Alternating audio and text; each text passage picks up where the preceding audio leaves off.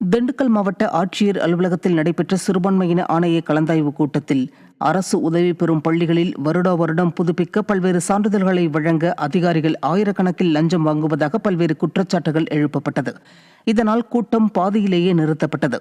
மேலும் தேவாலய நிலத்தை ஆக்கிரமிப்பு செய்ததாக புகார் அளித்த பாதிரியாரை சிறுபான்மையின நலத்துறை ஆணையர் மிரட்டிய சம்பவம் பரபரப்பை ஏற்படுத்தியது. ஸ்டாலின் ஆட்சியில் லஞ்சம் அதிகரித்து நிர்வாக சீர்கேடு அடைந்திருப்பதாக பொதுமக்கள் குற்றம் சாட்டினர்.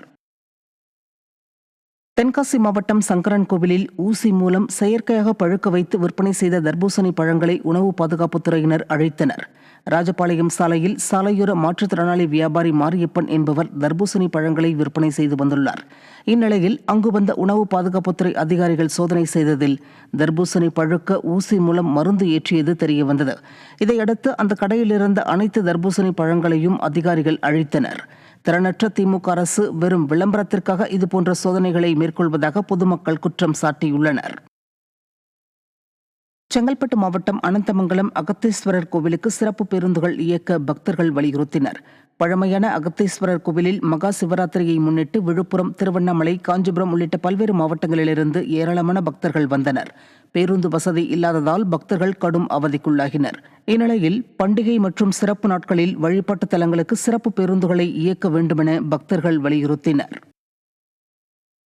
மகா சிவராத்திரியை முன்னிட்டு அனந்தமங்கலம் ஈஸ்வரன் கோயிலுக்கு வரலான்னு நாங்க வந்தோம்.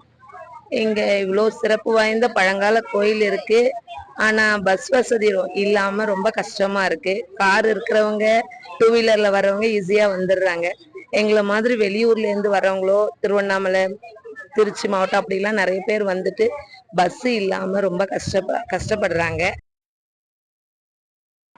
4 பக்கத்துல இருந்து வர்றதுக்கு பஸ் வசதி இல்லாதால ரொம்ப பக்தர்கள் ரொம்ப கஷ்டப்படுறாங்க. வந்தவாசி, காஞ்சிபுரம், திண்டிவனம், விழுப்புரம், மருவத்தூர் எல்லா ஊர்ல இருந்துமே வந்து ரொம்ப சிரமப்படுறாங்க. எல்லா ஊர்ல இருந்துமே பக்தர்கள் நிறைய வராங்க. ஆனா பஸ் வசதி இல்லாம ரொம்ப சிரமப்படுறாங்க. பஸ் வசதி செய்ய அரசு வந்து முன்னின்று பஸ் வசதி செய்து கொடுத்தனா நம்ம ஆலயம் மேலும் சிறப்பா பக்தர்கள் கூட்டம் அதிகமா இருக்கும். நாளுக்கு நாள் பக்தர்கள் வருகை அதிகமா இருக்குங்க.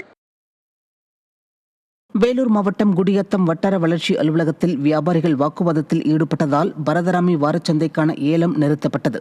தமிழக ஆந்திர எல்லையில் உள்ள பரதராமி வாரச்சந்தையில் போதிய இடவசதி மற்றும் அடிப்படை வசதிகள் இல்லை என கூறியும் அடிப்படை வசதிகளை நிறைவேற்றிய பின் ஏலம் விடுமாறும் வியாபாரிகள் வாக்குவாதத்தில் ஈடுபட்டனர். இதனால் அப்பகுதியில் பரபரப்பு ஏற்பட்டது. போதிய அடிப்படை வசதிகளை கூட ஏற்படுத்தி தராமல் ஸ்டாலின் அரசு மெத்தனமாக செயல்படுவதாக பொதுமக்கள் குற்றம் சாட்டுகின்றனர்.